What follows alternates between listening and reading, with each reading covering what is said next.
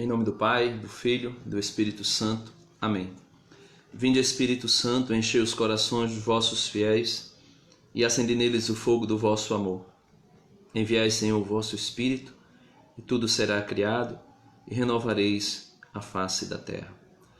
Oremos, ó Deus, que instruísse os corações dos vossos fiéis, com a luz do Espírito Santo, fazei com que apreciemos retamente todas as coisas, segundo o mesmo Espírito, e gozemos sempre de sua eterna consolação, por Cristo nosso Senhor. Amém. Abri, Senhor, nossos lábios, e a minha boca anunciará o vosso louvor. Vinde, ó Deus, em nosso auxílio, Senhor, apressai-vos e socorrei-nos. Glória seja dada ao Pai, ao Filho e ao Espírito Santo, como era no princípio, agora e sempre. Amém. Senhor Deus, Pai eterno e todo-poderoso, diante da Tua presença, Senhor, me coloco agora, com todos os irmãos que vão assistir essa live, com todos aqueles que não vão assistir, mas que estão espalhados pelo mundo todo e buscam a Tua face, buscam em Ti o sinal da esperança. Eu quero Te pedir, Senhor, por Tua misericórdia. Venha ao nosso socorro, venha ao nosso auxílio, venha ao nosso coração, Senhor. Vem trazer para nós uma palavra de esperança, de fé. Vem colocar em nosso coração uma palavra de motivação para querermos continuarmos a caminhada diante da Tua presença. Senhor, vem extinguir de nosso coração, de nossas mentes, toda palavra, todo pensamento de desânimo, todo pensamento que traz para nós o pensamento de tragédia, de fim, de destruição. E vem colocar, Senhor, dentro de nós, no lugar do nosso pensamento pessimista, o pensamento e a perspectiva de uma esperança que não passa.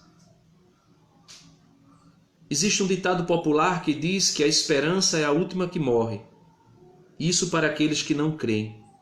Mas para quem crê, Senhor, a esperança morreu, mas ressuscitou. E agora está viva, gloriosa, e tem tudo na palma das suas mãos. Porque nós sabemos, Senhor, que Tu és a nossa esperança.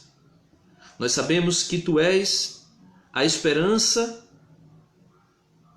que dura para toda a eternidade e que é eterna. Por isso, diante de Tua presença, nós queremos nos colocar e pedir por Tua misericórdia. Dai para nós, nesta manhã, ou já no comecinho dessa tarde, melhor dizendo, a graça de crermos que existe um Deus que vela por nós, que cuida de nós. Nós não sabemos, Senhor, o motivo pelo qual tantas pessoas já morreram.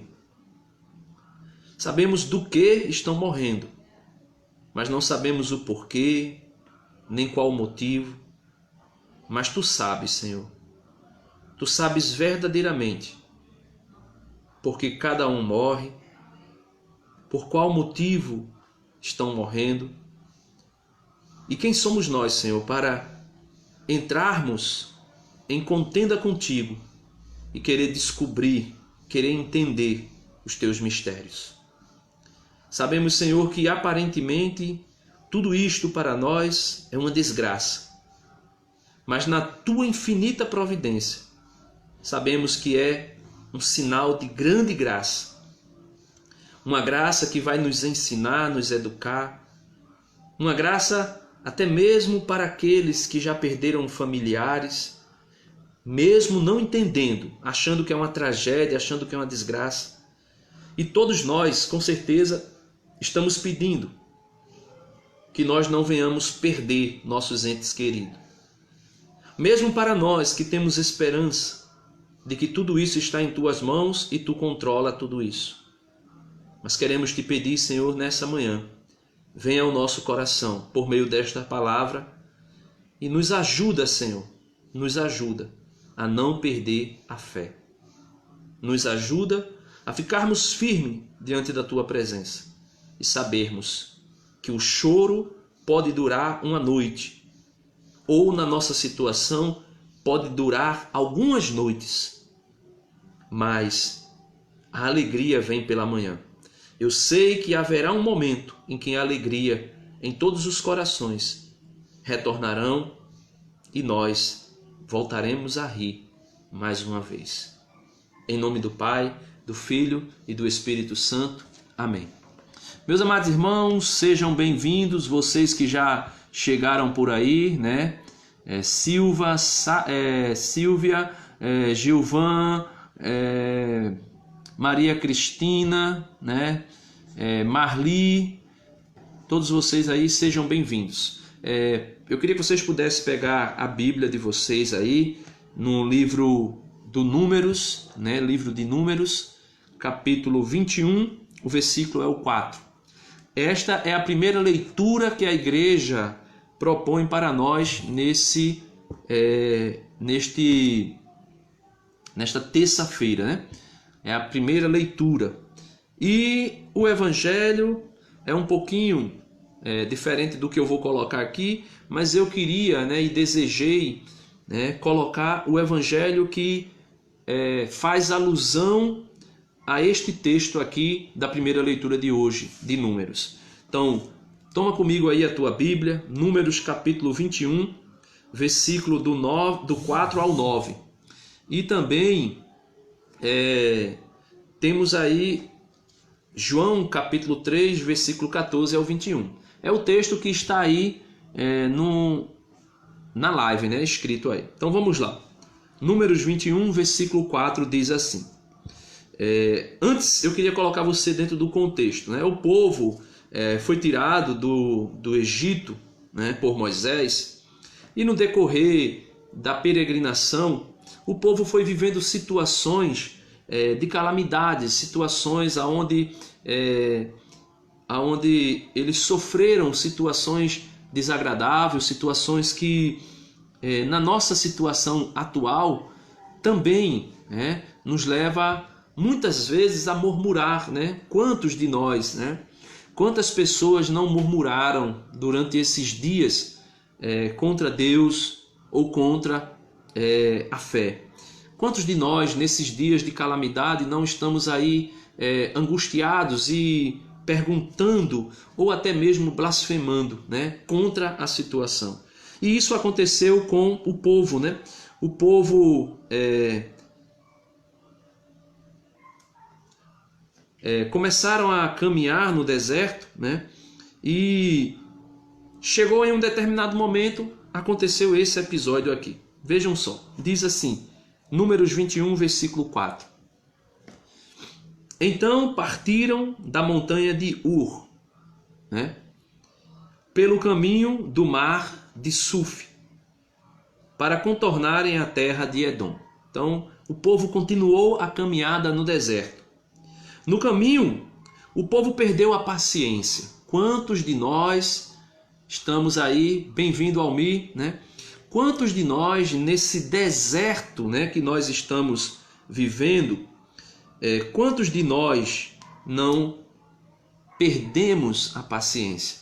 Quantos de nós não está aí perdendo a paciência e alguns até perdendo a fé? Então, assim que o povo começaram a perder a paciência, falou contra Deus e contra Moisés, dizendo: por que nos fizeste subir do Egito para morrer neste deserto? Então veja, o povo estava no Egito escravo, né? Escravo. O povo estava no Egito sofrendo o jugo pesado de Faraó. E veio um Salvador, né? Veio Moisés, o libertador, enviado por Deus para tirar o povo do jugo da escravidão no deserto. O povo, com o braço forte de Deus, por meio das pragas, foi retirado do Egito. Só que para chegar até a terra prometida, necessário é caminhar entre o deserto. Sai da terra da escravidão, o Egito, e é levado peregrino pelo deserto para chegar até a terra prometida. No decorrer desse caminhar no deserto, o povo foi perdendo a paciência e murmurando contra Deus. Aqui eu quero fazer uma pequena alusão. Nós estávamos no Egito, ou seja, estávamos prisioneiros de Satanás. Nós estávamos sobre o jugo de Satanás. Fomos tirados por um novo Moisés, assim como o próprio Moisés disse, falando por um oráculo de Deus: eis que eu enviarei um profeta diante de vós, que será diferente de mim, que será diferente de todos os outros. E aí Moisés fazia uma profecia, uma alusão a Cristo Jesus. Ele disse: este vos libertará do Egito, do cativeiro. Ou seja, Jesus nos tirou do Egito, ou seja, nos tirou do poder de Satanás, do poder da escravidão de Satanás, e nos introduziu em um caminho. Só que esse caminho é um deserto, é um lugar de austeridade, é um lugar onde nós sofremos muitas vezes tribulações terríveis. E pelo fato de vivermos no deserto, aonde é difícil tudo, mesmo estando no deserto, como estava também o povo e Moisés, mesmo estando nós hoje no deserto, caminhando rumo à terra prometida, rumo ao céu, mesmo estando com Jesus, nós caímos na tolice de fazer o que fizeram os israelitas, perder a nossa paciência. E o povo falou contra Deus e contra Moisés: por que nos fizeste subir do Egito para morrer neste deserto? Então veja, o povo sentiu falta do Egito, da casa da escravidão, porque o deserto era austero, o deserto era terrível, o deserto era, infelizmente, muito, muito duro. E por isso eles sentiram falta da casa da escravidão. Como dizem em outras passagens aqui do Antigo Testamento, que falta nos faz, que falta sentimos das panelas de carne do Egito e das cebolas. Por quê? Porque o deserto é tão duro, meus irmãos. E aqui nós podemos experimentar um pouco do deserto hoje, nessa pandemia que nós estamos vivendo. O deserto é tão duro, o deserto é tão torturante, o deserto é tão doloroso, o sol é tão escaldante, que muitas vezes nós olhamos para a escravidão, para o jugo da escravidão, e nós ficamos pensando: por que nos tirasse de lá, do Egito? Por que nos tirasse da escravidão para morrer nesse deserto? Então muita gente hoje, ao invés de ver que o deserto é a passagem para chegar à terra prometida, muita gente hoje ainda está dizendo, está pensando: olha, melhor do que essa situação de pandemia que nós estamos vivendo, é nós voltarmos para aquilo que nós vivíamos antigamente. Ou seja, é melhor voltar para o jugo da escravidão do que passar pelo deserto da pandemia, se converter, mudar de vida e chegar à terra prometida, que é o céu. Mas tem muita gente que diz: é melhor voltar para o Egito, é melhor voltar para a escravidão. E continua aqui dizendo, versículo 5, parte C: pois não há nem pão e nem água, estamos enfastiados deste alimento de penúria. Então a situação no deserto, ou seja, na pandemia que nós estamos vivendo, é uma situação para muitos, e uma grande maioria delas, a ausência de pão e água. Ou seja, a ausência do básico, a ausência daquilo que nos nutre, daquilo que nos mantém vivo, daquilo que nos mantém de pé. E essa ausência de coisas básicas como pão e água, ou de coisas mais básicas ainda, como estar seguro mediante o emprego, estar seguro mediante os nossos trabalhos. Isso tudo causa em nós muita tristeza, muito desânimo, muita angústia. E por esse motivo, meus irmãos, quantos de nós começam a dizer: por que nos fizeste sair do Egito para morrer neste deserto? Senhor, tem muita gente que diz, é melhor, como eu já vi no Facebook mesmo, uma pessoa escrever assim: que falta faz 2019, né? Que falta faz 2019. Outros que colocaram, eu pensei que 2019 tinha sido um ano ruim. E outros ainda diz, como eu gostaria de voltar para 2019. Meus amados irmãos, é exatamente o que acontece aqui nesse texto de Números, capítulo 21, versículo do 4 ao 9.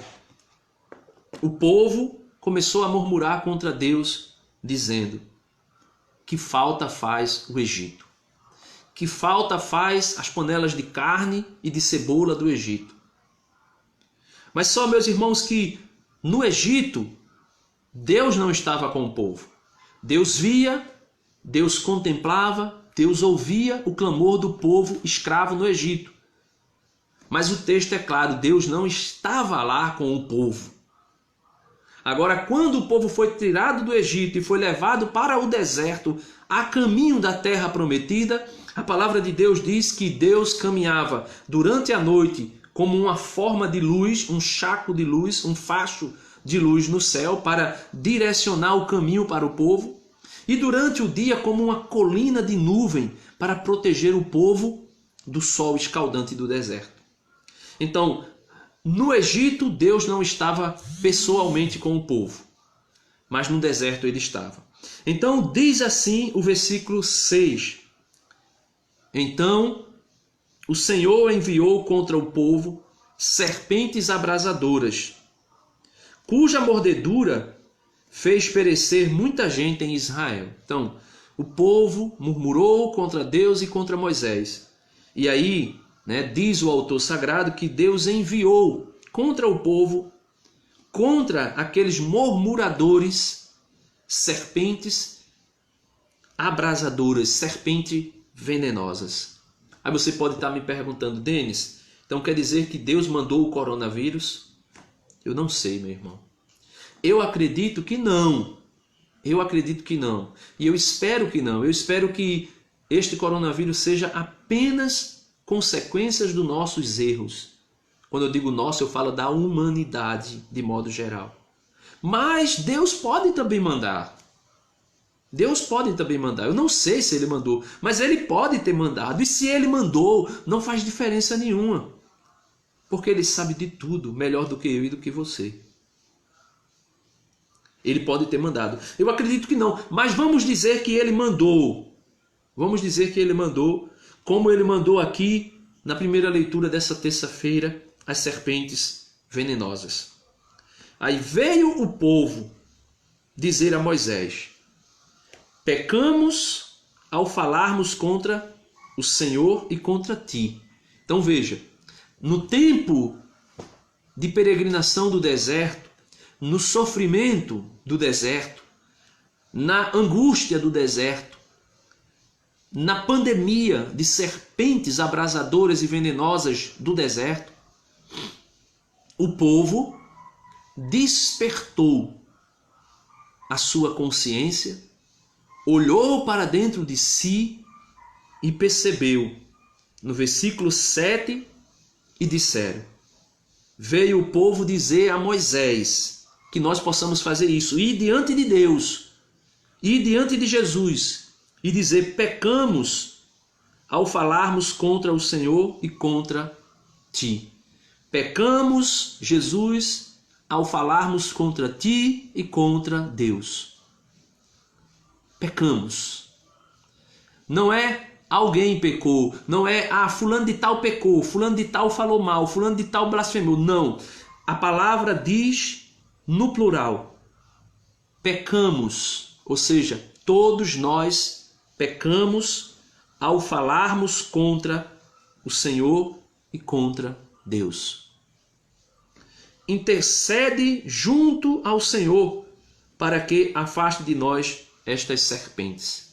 Então, que nós possamos dizer a Jesus: Senhor, tu que és o nosso advogado, como disse São João na sua primeira carta. Filhinhos, eu vos escrevo para que não pequeis, mas se vocês pecarem, não vos angustie, não entre em angústia, não vá morrer por causa disso, porque temos diante do Pai um advogado, Jesus Cristo, o justo, que intercede por nós.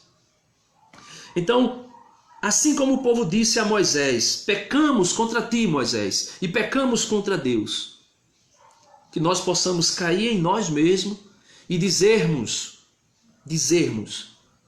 a Jesus: Senhor, pecamos contra ti. Pecamos contra ti, Jesus. Pecamos contra Deus. Assim como disse o povo aqui: pecamos contra ti, Moisés, pecamos contra Deus. Intercede junto ao Senhor para que afaste de nós essas serpentes. Que nós possamos dizer: Senhor, pecamos contra ti, pecamos contra o teu Pai. Afasta de nós, Senhor, esta pandemia. Afasta de nós essa pandemia. Afasta de nós. Moisés intercedeu pelo povo e o Senhor respondeu. Olha, Moisés intercedeu pelo povo e o Senhor respondeu. Para quem chegou aí agora, né? Eu estou lendo Números capítulo 21, versículo do 4 ao 9. E eu estou aí no versículo 8, né? Quando o povo pede a Moisés a intercessão e quando Moisés intercede pelo povo.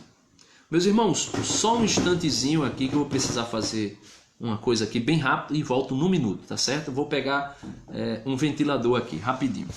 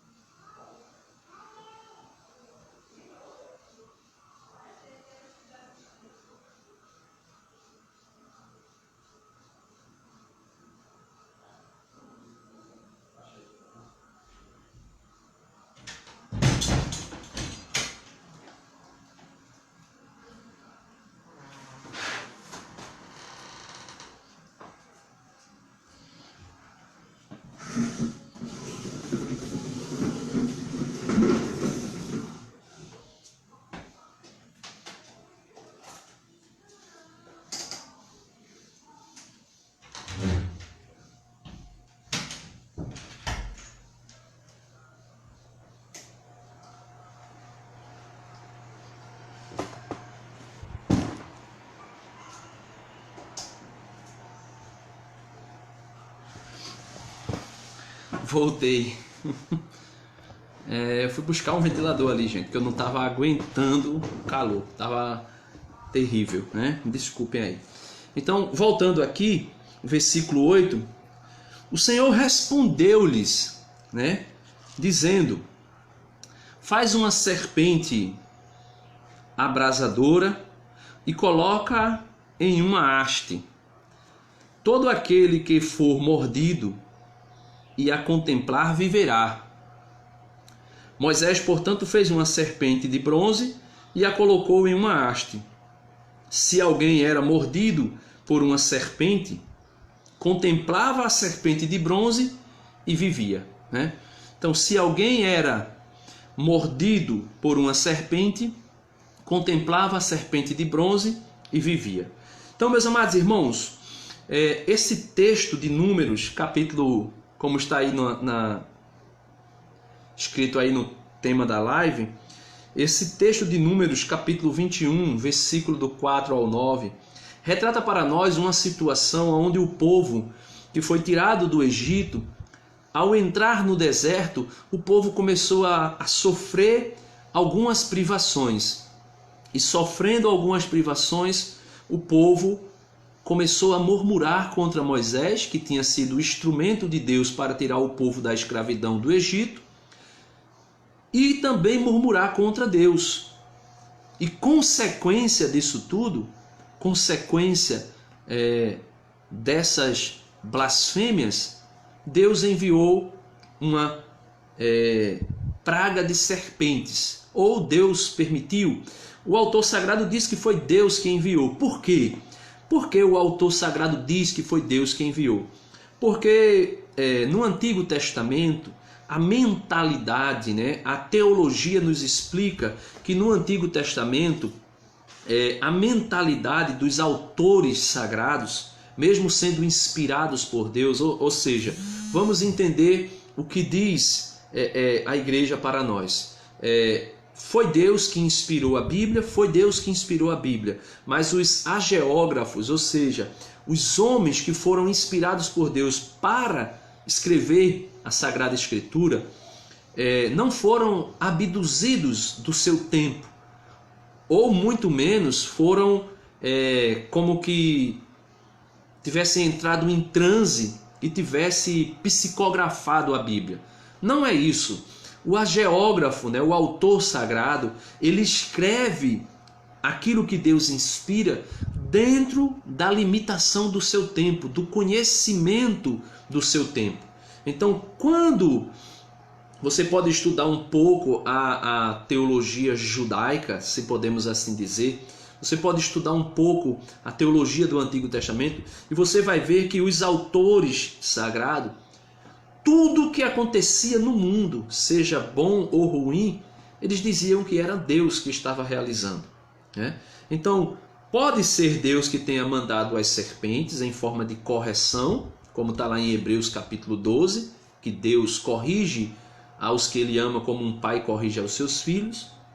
Ou também pode ter sido consequência de naquele lugar, lá em Edom, na terra de Edom, pode acontecer de ali ter uma grande quantidade de cobras.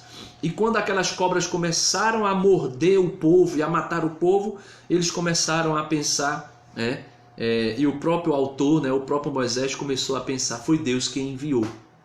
Pode ser dentro dessa limitação do conhecimento do autor, mas também pode ser Deus que de fato enviou.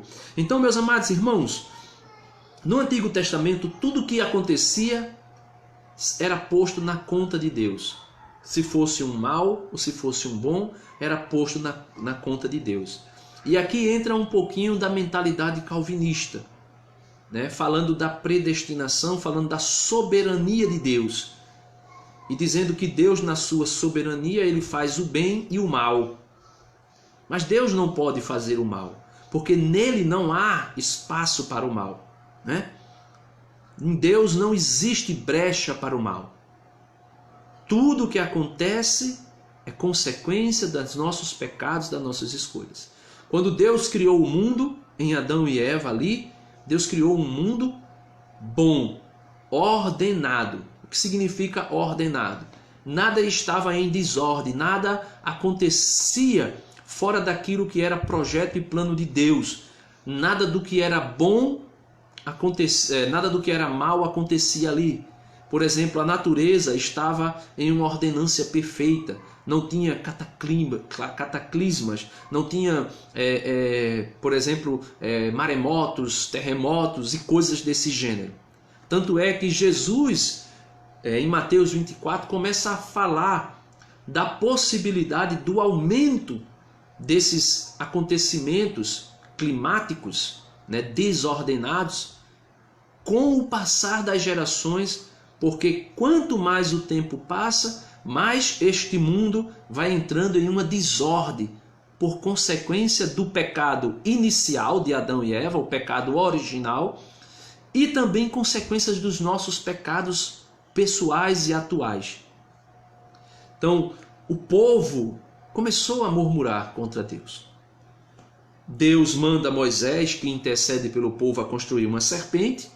O povo escuta aquilo que disse Moisés, o povo contempla a serpente e aquelas serpentes venenosas mordiam o povo, mas não levava à morte. Só que existe um texto que está no livro de João, né, no Evangelho de São João, o Evangelho de São João, capítulo 3, versículo 14, que diz assim, né? É aquele discurso, aquele diálogo, né, de Jesus com Nicodemos. Não vou entrar aqui em detalhes a respeito de Nicodemos, porque vocês conhecem Nicodemos. Nicodemos era um doutor da lei, era um mestre da lei, que foi ao encontro de Jesus durante a noite, conversar com Jesus, tentar compreender os ensinamentos de Jesus, e indo ao encontro de Jesus à noite para não ser visto pelos demais fariseus, os demais doutores da lei, escribas, né? Ele foi à noite ao encontro com Jesus, e quando ele se encontra com Jesus, ele pergunta a Jesus, né, no primeiro versículo de capítulo 3, né, que a gente vai ler, capítulo 3, 14, mas no primeiro versículo diz assim: havia entre os fariseus um homem chamado Nicodemos, um notável entre os judeus. À noite ele veio encontrar Jesus e lhe disse: Rabi, sabemos que vens da parte de Deus. Então, Nicodemos reconheceu que Jesus tinha vindo da parte de Deus, como mestre, né? Reconheceu que ele tinha vindo da parte de Deus e que ele tinha vindo como mestre. E ele diz: pois ninguém pode fazer os sinais que fazes se Deus não estiver com ele. Jesus lhes respondeu: em verdade te digo, quem não nascer de novo não pode ver o reino de Deus. E o que é o novo nascimento? Muita gente diz que o novo nascimento é crer em Jesus e aceitar Jesus. Não, meus amados. Crer em Jesus e aceitar Jesus é um passo para o novo nascimento. O novo nascimento se dá aqui aonde Jesus diz a Nicodemos. Disse então Nicodemos, quando Jesus disse: Nicodemos, é necessário nascer de novo. Aí Nicodemos vai e diz: como pode um homem nascer sendo já velho? Poderá entrar uma segunda vez no seio de sua mãe e nascer? Respondeu Jesus. Então veja, Nicodemos, que era mestre, que era fariseu, que era doutor, né? Doutor Nicodemos, pergunta a Jesus: como é que um homem pode nascer de novo já sendo velho? Ele vai entrar de novo no ventre da mãe? É possível isso? E Jesus diz para Nicodemos, né? Versículo 5. Respondeu-lhe Jesus: em verdade te digo, quem não nascer da água e do Espírito não pode entrar no reino de Deus. Ou seja, o nascimento, o novo nascimento se dá na água e no Espírito. Quem não nascer da água e do Espírito, ou seja, no batismo pela água e pelo Espírito, não poderá entrar no reino dos céus. E talvez você diga: Denis, e para alguém que estando morrendo não teve a graça de ser batizado, mas acreditou em Jesus e nesse acreditar em Jesus foi salvo, como aquele homem lá na cruz, aquele ladrão na cruz que não tinha tempo para ser batizado. Aí, meus irmãos, abre-se algumas exceções e Deus, na sua graça, na sua misericórdia, Ele abre as exceções. Porém, quando alguém crê em Jesus, deseja viver a vida de Jesus, automaticamente essa pessoa, no seu interior, já desejou, já aceitou a nova vida, o novo nascimento. Então, automaticamente, ainda que ele não passe pelo batismo na água e no Espírito, ele já é uma nova criatura. Agora, porém, se tiver tempo para passar pelo sacramento, pelo batismo sacramental, é necessário que passe. Porque Jesus diz: quem não nascer da água e do Espírito não pode ver o reino de Deus. O que nasce da carne é carne, disse Jesus. Ou seja, os que nasceram segundo o homem carnal, Adão, como está lá em Romanos, capítulo 5, versículo 12, que diz: por um só homem veio o pecado, por um só homem o pecado entrou no mundo, e com o pecado a morte. E todos os homens pecaram com ele. Ou seja, quem nasce da carne é carne. O primeiro Adão é carnal, disse Jesus, por meio do apóstolo Paulo. O segundo Adão, que é Jesus, é espírito. Por isso ele diz, o que nasce do espírito é espírito. Então, o primeiro Adão é carnal. Todos nós que nascemos de Adão e que ainda não aceitamos Jesus e não nascemos de novo pelo batismo, somos carnais. Nascemos da carne e continuaremos como homens carnais. Mas quem aceita Jesus, quem crê em Jesus e se submete ao batismo sacramental, renasce mais uma vez da água e do Espírito. E quem renasce do Espírito é Espírito. Não te admires de eu ter havido dito, vós deveis nascer de novo. Então, continua o diálogo com Nicodemos, mas vamos dar um pulo aí para o capítulo 14, que é o que nos interessa, para entendermos aquilo que foi dito a respeito da primeira leitura de hoje.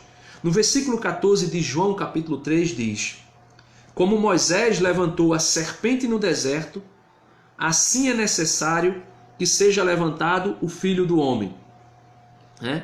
Como Moisés levantou a serpente no deserto, assim é necessário que seja levantado o Filho do Homem, a fim de que todo aquele que crê tenha nele a vida. Todo aquele que crê tenha nele a vida. Mas crê segundo aquilo que foi dito a Nicodemos. Crê, e crendo, nascer da água e do Espírito. Crendo, nascendo da água e do Espírito. Tenha a vida eterna. Versículo 16. Pois Deus amou tanto o mundo que entregou o seu Filho único, para que todo aquele que nele crê não pereça, mas tenha a vida eterna. Pois Deus não enviou o seu Filho ao mundo para julgar, para condenar o mundo, mas para que o mundo seja salvo por ele. Seja salvo por ele. Quem nele crê não é julgado. Quem nele crê não está condenado. Quem não crê já está julgado, porque não creio em Jesus. Não creio no nome do Filho único de Deus. E ele continua dizendo: este é o julgamento, a luz veio ao mundo. Quem é a luz? Jesus disse em Mateus: eu sou a luz do mundo. Quem me segue não andará nas trevas. Então, este é o julgamento. A luz, Jesus, veio ao mundo, mas os homens preferiram as trevas, porque suas obras eram más. Pois quem faz o mal odeia a luz e não vem para a luz, para que suas obras não sejam demonstradas como culpáveis. É por isso que Jesus diz, no evangelho de hoje, a gente não vai ler ele, mas no evangelho de hoje Jesus diz para os fariseus: olha, se vocês não crerem que eu sou, se vocês não acreditarem que eu sou, Jesus dizendo para os fariseus, vocês morrerão em vossos pecados, porque as vossas obras são más, suas obras são culpáveis.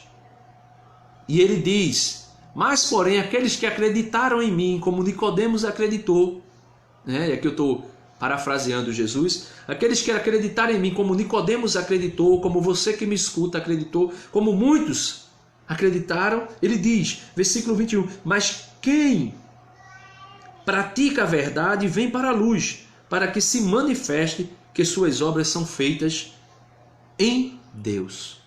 Portanto, meus amados irmãos, assim como a serpente de bronze era um sinal de salvação para o povo no deserto, eu quero dizer para você, nesse deserto da pandemia que nós estamos vivendo, que existe um sinal de salvação. Existe um símbolo de salvação. E Jesus disse que quando ele voltar, ou seja, quando esse sinal aparecer nas nuvens, revestido de glória, de todo o esplendor, ele diz que todos os olhos verão Jesus. Todos os olhos, até aqueles que o transpassaram, até aquele soldado que perfurou Jesus. Já no céu, que a igreja chama, se eu não me engano, é São Nicolau, né? Aquele que perfurou Jesus, segundo a tradição, segundo a história do cristianismo, aquele que perfurou o peito de Jesus, ele se converteu ao ver sair do peito de Jesus água e sangue, que simboliza os 2 sacramentos que Jesus deixou para a nossa salvação. Deixou 7, mas os 2, podemos dizer, os 2 principais, a água que simboliza o batismo, pelo qual nós nos tornamos filhos de Deus, nós somos incorporados no corpo místico de Cristo, que é a igreja, nós entramos para fazer parte da igreja e sermos membros do corpo de Cristo. O batismo, que é necessário para o novo nascimento, e o segundo sacramento, que é representado pelo sangue que jorrou do peito de Jesus, que é o sacramento da Eucaristia, aquele no qual disse Davi: o meu cálice transborda, ou seja, o cálice que disse Jesus do meu sangue, o sangue da nova e eterna aliança. Esses 2 sacramentos, São Nicolau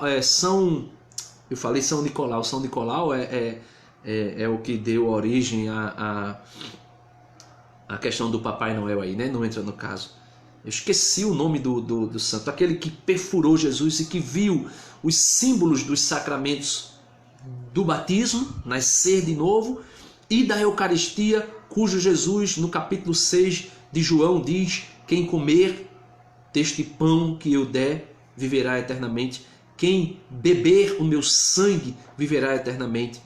Então, dentro disso aí, nós podemos contemplar, existe um sinal, até aquele que transpassou Jesus verá o sinal. Que sinal? O sinal do Filho do Homem, que foi levantado na cruz. Aquele que foi levantado na cruz, como Moisés levantou a serpente no deserto para salvar o povo que murmurou contra Deus. Aquele Jesus que foi levantado na cruz é sinal, é símbolo, é o Redentor, é o Salvador de toda a humanidade. E quem olhar para Jesus, e esse olhar vai além de somente contemplar, mas verdadeiramente de olhar, de crer, de desejar o novo nascimento, de ser batizado na água e no Espírito e de dizer: Senhor, eu creio em Ti, Tu és o meu Redentor, Tu és o meu Salvador, Tu és o meu único Senhor. Esse sinal é sinal de salvação para nós nesse deserto de pandemia. Portanto, meu amado irmão, minha amada irmã, você que me escutou até agora, você que está me escutando agora, se possível, volta, vai assistir esse vídeo do começo e você vai ver que existe um sinal de esperança e de salvação para nós, que é Cristo Jesus. Deus abençoe você, em nome do Pai, do Filho e do Espírito Santo. Amém. Senhor Deus, Pai eterno e todo-poderoso, quero te agradecer, Senhor, por essa reflexão. Quero te louvar e te bendizer, porque Tu és o nosso Senhor e o nosso Salvador. Assim como Moisés levantou a serpente de bronze no deserto para salvar o Teu povo, que murmurou contra Ti, mas que, sendo afligido pelaquela pandemia de serpentes que os torturava, eles se arrependeram, se converteram, eles pediram perdão pelo que tinham feito, pelo que tinham falado. Nós também queremos Te pedir, Senhor, em meio a essa pandemia, perdão, Senhor, perdoa nossos pecados, perdoa nossas faltas e vem sobre nós como um sinal, como um bálsamo que cura e que nos liberta. Por isso nós Te louvamos e Te agradecemos. E desde já, Senhor, eu quero Te pedir, vem ao nosso socorro. Em nome do Pai, do Filho e do Espírito Santo. Amém. Deus abençoe você.